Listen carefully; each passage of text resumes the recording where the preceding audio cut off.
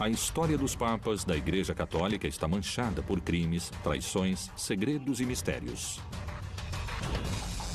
Muitos teólogos falam sobre uma batalha no interior da instituição que está acontecendo há séculos. E os sumos pontífices não estariam livres dessas lutas. La Santa Sede e la Curia Romana avevano degli enormi problemi interni.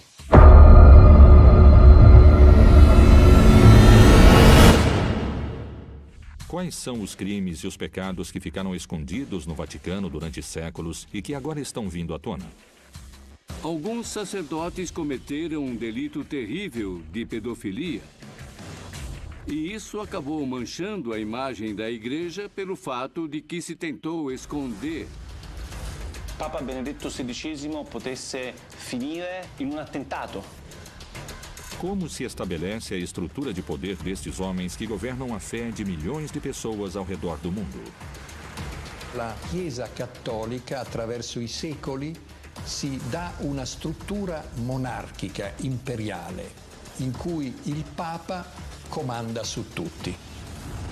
Será que os papas da Igreja Católica sempre foram homens de fé e de humildade? Ou será que eles eram personagens ambiciosos que desejavam o poder?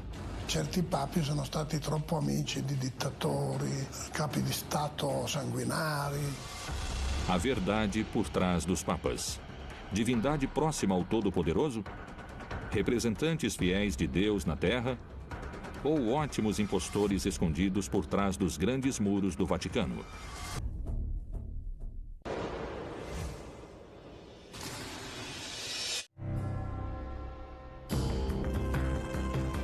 Atualmente, a Igreja Católica é uma das religiões com mais fiéis ao redor do mundo.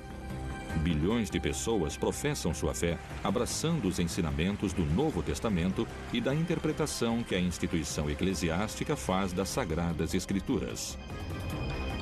De que forma aconteceram os fatos pelos quais se passou da mensagem de um humilde e pobre campesino como Jesus aos papas da história do catolicismo? Pedro, segundo a tradição, foi o fundador. Ele foi o primeiro para quem Jesus Cristo confiou a criação da igreja. Jesus diz a este homem que se chamava Shimon Bar Yoná: a partir de agora você será pedra. O nome Pedro nasce naquele momento. Pedro é uma palavra derivada do grego e quer dizer pedra. E você será a base da minha comunidade, em Grécia. E é de lá que a pá nasceu. Te darei as chaves do reino dos céus. E, portanto, tudo o que proibires na terra será proibido no céu. Tudo o que permitires na terra será permitido no céu. Desde o início da origem do movimento de Jesus, se trata de uma mensagem que é dirigida às pessoas que estão na margem. Isto é, às classes que não estão associadas com o poder. Isto é o que caracteriza Jesus. Pedro vai ser considerado tradicionalmente como o primeiro bispo de Roma, porque ele foi o primeiro que ficou à frente da comunidade clandestina dos crentes. Entre os anos 303 e 311, os cristãos sofreram a mais sangrenta perseguição oficial do Império. Que tipo de mensagem Jesus proclamava que era capaz de alterar até as maiores autoridades do Império entre os romanos? Essa é uma mensagem dirigida ao povo, dirigida às prostitutas, dirigida às mulheres, dirigido precisamente àqueles que eram rejeitados pela igreja. Também está dirigida àqueles que não eram beneficiados pelo poder, e era exatamente por isso que era claro o perigo que um movimento como o de Jesus representava para as classes governantes. Nas primeiras épocas, esses crentes de Jesus eram os hereges com os quais iriam brigar, iriam lutar. Longe de silenciar a fé cristã, essa perseguição outorgou um caráter heróico aos apóstolos. E seu martírio conseguiu alimentar essa nova fé que foi se estendendo rapidamente por todo o Império Romano. No ano 313, o imperador romano chamado Constantino disse: a partir de hoje está permitido ser cristão. Por que Constantino permitiu que Pedro fosse considerado oficialmente o primeiro papa da Igreja Católica? De alguma forma, ele era um imperador encurralado. Encurralado pelas guerras internas, por todo aquele ciúme que estava por trás do império. E ele mesmo percebeu a besteira que foi perseguir os cristãos. Ele percebeu o que ele devia fazer com toda essa fé crescendo, com toda essa mensagem tão rara, tão estranha. Essa fé que ele e todo mundo deveria seguir e, mais que tudo, oficializá-la. Quais foram as reformas, pactos ou estratégia que Constantino utilizou para aceitar o catolicismo como religião oficial dentro do Império? O melhor era dizer que Constantino tinha se convertido, porque assim o trabalho seria mais fácil e ele poderia ter mais poder com os povos que tinham essa fé. Ele se aproximou dos grupos cristãos, ele conviveu com eles. E ele usou muito da ideologia deles, muito da teologia deles para fazer... Teoricamente, o cristianismo poderia não ter nascido, mas nasceu e ficou. Não podemos esquecer que hoje, aproximadamente 2 bilhões de pessoas. Repito, 2 bilhões de pessoas são de origem cristã, apesar de continuarem sendo crentes ou não. Como foi que um filho de um carpinteiro que pregava descalço acabou sendo representado por autoridades de grande poder econômico que estão rodeadas de luxos? Que menções a estas figuras podem ser encontradas dentro das páginas do livro sagrado? Não existem menções sobre o papado. As menções que o papado diz que existem são ambíguas.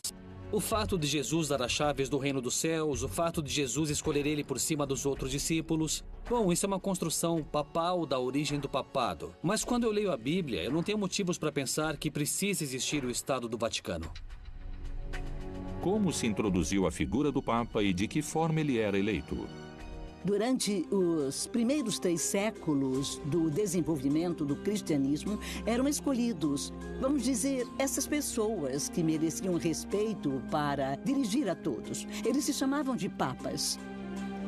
Mas isto era um apelido carinhoso, sabe? Esse nome não implicava o sentido de autoridade que adotou mais tarde. Quando se constrói o papado, esse é um fenômeno antigo e medieval. Não tem nada a ver com Jesus, não tem nada a ver com o cristianismo inicial. É um fenômeno posterior. Il grande passaggio interviene nel IV secolo d.C., quando il cristianesimo, che era una religione perseguitata, diventa religione di Stato. Nel momento in cui diventa come uno Stato, assume moltissime caratteristiche dell'impero romano. O cristianismo nasce do Império Romano. O Império Romano era uma sociedade hierárquica. Ela não nasceu do nada. As pessoas que faziam parte desse cristianismo, que o criaram, eram aqueles que viviam numa sociedade hierárquica. Então, é mentira o que se diz dela ter sido pura, até que o Estado romano a absorveu e a perverteu. E nel Medioevo abbiamo dei papi come Gregorio VII, sotto cui c'è un documento che si chiama Dictatus Papae, in cui si afferma che il Papa è superiore a tutti i monarchi della terra.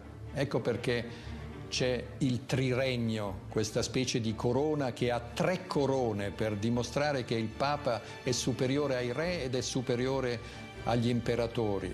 Altri papi come Innocenzo III proclamano la superiorità del Papa su tutti i regni del mondo.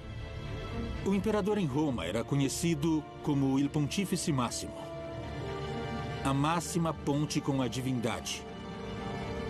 Os romanos acreditavam que o imperador era um homem-deus, que se comunicava como uma ponte, um pontífice, com os grandes deuses. Mas exatamente quando foi que o Papa começou a ser chamado como um imperador romano? Precisamente no século IV. Se a religião católica conseguiu se institucionalizar dentro do Império Romano, quais foram as simbologias que adotou para se misturar ao poder imperial? Lentamente i papi indossano anche i vestiti degli imperatori, il mantello rosso, le scarpe di porpora. La stola indicava il potere delle chiavi, cioè il potere del Papa di essere anche capo di Stato. Os símbolos tradicionais dos líderes da Igreja Católica se encontram com o papado de Francisco. Que reforma esse Papa adotou diante dos gestos que seus antecessores mantinham? Lui, con un gesto solo, si è spogliato di tutto, cioè si è spogliato di 16 secoli di tradizione. La faccia funerea, bianca e trasudante sudore del cerimoniere che aveva in braccio la stola del Papa. Dicono le voci che cercarono di convincere il Papa di mettersi le scarpe rosse e la mantella e il Papa rispose che se le piacciono così tanto se le metta lei. Questo Papa ha cominciato a porre dei gesti coerenti con il suo nome, perché il nome che ha assunto di Francesco non è un nome papale, ma è una condanna per lui. Existem séculos de história por trás da construção do primeiro Papa do catolicismo, com alguns momentos de escuridão e tramas secretas que atravessaram a metamorfose atual do Santo Pontífice. Os líderes da Igreja Católica Apostólica Romana são considerados pelos fiéis como representantes diretos de Deus na Terra. Será possível que os papas contemporâneos escondam seus atos associados ao pecado diante da fé cristã? Será que realmente o Papa João Paulo II teve uma amante que escondeu do Vaticano? Qual foi o motivo da renúncia do Papa Bento XVI? Que segredos vieram à tona com o vazamento dos documentos conhecidos como Vatilix?